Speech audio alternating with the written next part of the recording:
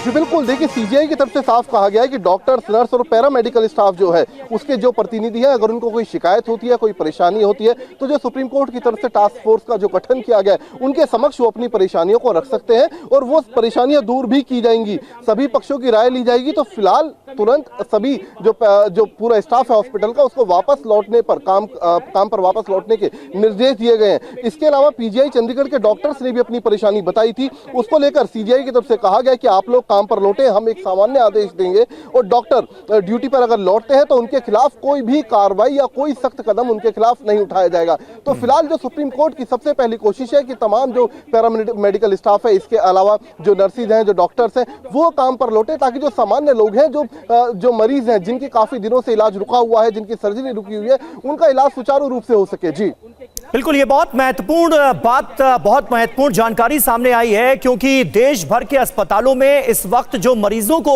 दिक्कतें हो रही हैं, परेशानियां हो रही हैं, उनका भी सलूशन बहुत ज्यादा जरूरी है और ये बहुत गंभीर मुद्दा है।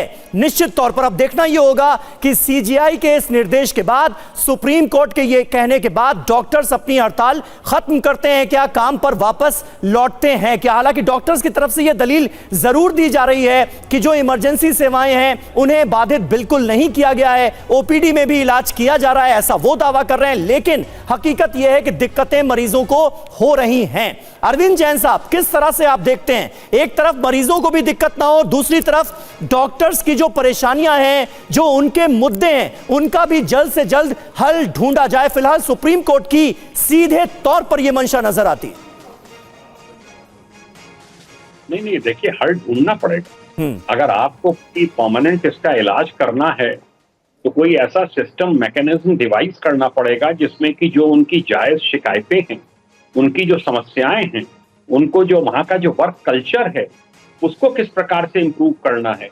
लेडीज के लिए एक डेडिकेटेड टॉयलेट्स होने चाहिए, थानों में बने हैं, एक रूम होना चाहिए जहां पर कि महिला पुलिसकर्मी विश्राम करती हैं। आप कहिए कि आप जाके आदमियों के बैरक में जाके आप आराम करिए, उनका टॉयलेट यूज करिए। मेडिकल कॉलेज जैसी जगह में ये सब व्यवस्थाएं नहीं की जा सकती हैं क्या? हर चीज में कमीशन चल रहा है, हर चीज को बिकाऊ बना दिया गया है। जब इस प्रकार की एक कल्चर डेवलप हो जाता है तो जो सही काम होते हैं वो होने बंद हो जाते हैं और जो गलत काम है वो पनपने लगते हैं। बिल्कुल सही बात है। इसी का नतीजा है ये कि इसमें कौन सा बड़ा भारी वो है कि आप प्रॉपर सिक्योरिटी वहां पे गार्ड लगाएं।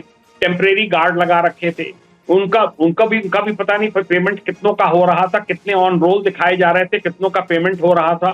सिक्योरिटी प्रोवाइड करनी चाहिए, टॉयलेट देना चाहिए, डेडिकेटेड उनके लिए डॉर्मेट्री या कोई रूम होना चाहिए जहां पर वो ऑफ ड्यूटी आराम कर सकें। जब आप उनसे अपेक्षा करते हैं कि 36 घंटे वो हॉस्पिटल में बैठें तो उनकी सुख सुविधाओं का भी तो ध्यान रखना होगा।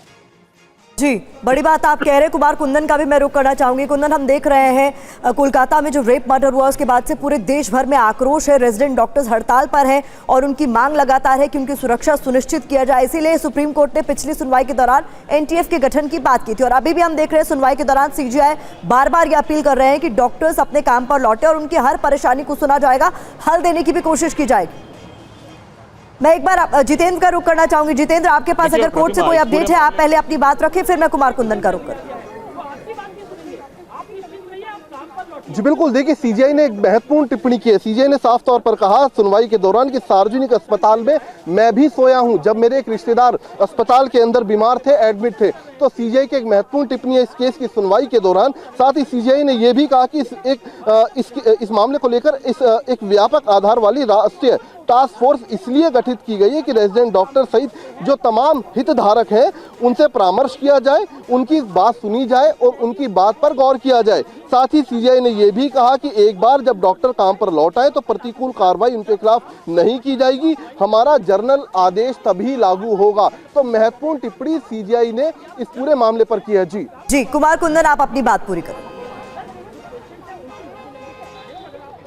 देखिए प्रतिमा, इसको ऐसे समझना पड़ेगा, सीजीआई की जो टिप्पणी है वो ये है कि अब तक डॉक्टर अपनी मांगों को लेकर स्वास्थ्य मंत्रालय का रुख कर रहे थे, स्वास्थ्य सचिव से लेकर स्वास्थ्य मंत्री तक वो बात कर रहे थे, उनके सामने अपनी डिमांड रख रहे थे। सीजीआई ने उनके सामने एक फॉर्म बना दिया, एक टास्क फोर्स बना दिया है कि आप उस टास्क फोर्स में जाके अपनी बात रखिए वो आपकी सुनेगी और जो जो आपकी डिमांड है उसको माना जाएगा। और अगर वो टास्क फोर्स, चूंकि सुप्रीम कोर्ट मॉनिटर कर रहा है, तो निश्चित रूप से डॉक्टरों को एक इस तरीके का मंच दिया गया है जिस मंच की उनको तलाश थी। और इस मंच के मिलने के बाद भी अगर वो काम हड़ताल जारी रखते हैं, काम पर वापस नहीं लौटते हैं, तब फिर निश्चित रूप से एक तरीके से सुप्रीम कोर्ट इस पे कड़ा रुख अख्तियार कर सकता है। क्योंकि सुप्रीम कोर्ट ने साफ कहा है कि आप जो है सबसे पहले काम पे लौटिए। और मुझे खुद याद है प्रतिमा, जब मुख्य न्यायाधीश एक बार एम्स में आए थे किसी प्रोग्राम में, तो उन्होंने एम्स के बारे में बताते हुए कहा था कि मैं एम्स कई बार आ चुका हूं अपने मरीजों, अपने रिश्तेदारों को दिखाने के लिए, और अपने अनुभव उन्होंने साझा किए हैं। तो जरा देश में 3 लाख रेजिडेंट डॉक्टर एसोसिएशन के जो डॉक्टर्स हड़ताल पे हैं सरकारी अस्पतालों में, उसका क्या असर पड़ रहा होगा, इसका अंदाजा आप लगा सकती हैं। बिल्कुल सही बात है।